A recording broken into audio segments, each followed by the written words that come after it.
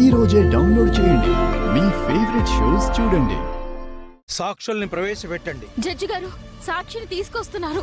ఒక్క 10 నిమిషాలు టైం ఇవ్వండి. ఇది ఖచ్చితంగా కేసుని తప్పుదోవ పట్టించే ప్రయత్నమని క్లియర్గా అర్థమవుతుంది. కాబట్టి విరూపాక్షి అనే ఈ ముద్దాయికి యావజ్జీవ కారాగార శిక్ష విధించాల్సిందిగా కోర్టు వారిని కోరుతున్నాను.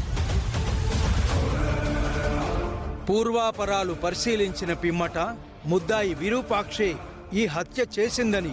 జడ్జి గారు ఆగండి.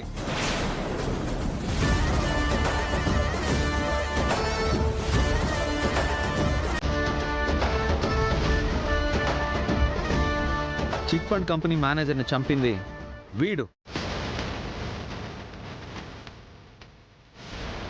అయ్యా జడ్జి గారు, నాకే పాపం తెలీదు.